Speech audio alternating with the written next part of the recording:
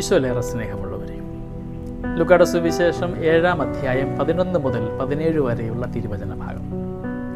നായിനിലെ വിധവയുടെ മകനെ ഉയർപ്പിക്കുന്ന ഈശോ മരണത്തിനു പോലും ഈശോയുടെ മുമ്പിൽ പരാജയമായിരുന്നു. നമ്മുടെയൊക്കെ സ്വപ്നങ്ങളിൽ ഒരിക്കലും തിരിച്ചു കിട്ടാത്ത ഒന്നാണ് മരണമെന്ന് പറയുക. ബാക്കിയൊക്കെ നമുക്ക് എങ്ങനെയെങ്കിലുമൊക്കെ വീണ്ടെടുക്കാൻ പറ്റും.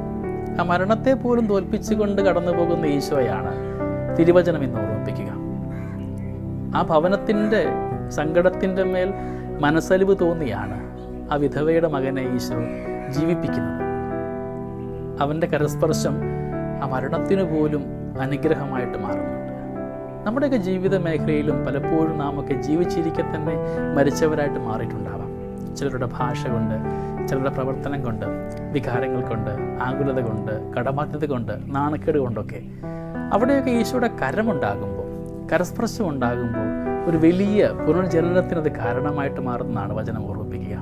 സ്നേഹമുള്ളവരെ, ഒരു വലിയ പ്രവാചകൻ ജനിച്ചിരിക്കുന്നുവെന്നാണ് ജനങ്ങൾ പറഞ്ഞത്. നമ്മുടെ ജീവിത മേഖലയിലൊക്കെ ഈ പ്രവചനങ്ങളൊക്കെ സാക്ഷ്യമാകുവാൻ, ഹൃദയത്തിൻ്റെ കോണുകളിൽ ദൈവത്തിൽ ശരണപ്പെട്ടു കൊണ്ടുപോകുവാനും, ഓരോ വചനവും ആഴത്തിൽ വിശ്വസിച്ചുകൊണ്ട് അതെൻ്റെ ജീവിതത്തിൽ പ്രാവർത്തികമാകുമെന്ന ബോധ്യമുണ്ടാകുവാൻ നമുക്ക് നമ്മളെ തന്നെ പവിത്രമാക്കാം.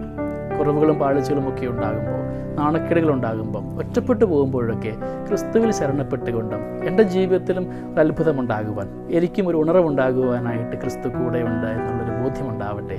അതിനായിട്ട് പ്രാർത്ഥിക്കുന്നു. എല്ലാ സങ്കടങ്ങളെയും നമുക്ക് ഈശോയോട് ചേർത്ത് വയ്ക്കാം. എല്ലാം കാണുന്ന ദൈവമാണ് കൂടെയുള്ളത്. ആ ദൈവത്തിൻ്റെ സന്നിധിയിൽ നമ്മളെ പവിത്രമാക്കിക്കൊണ്ട് ഈ ദിനം അനുഗ്രഹമാക്കാം.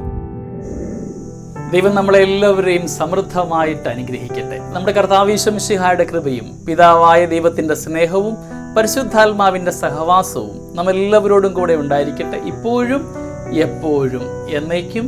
ആമേൻ.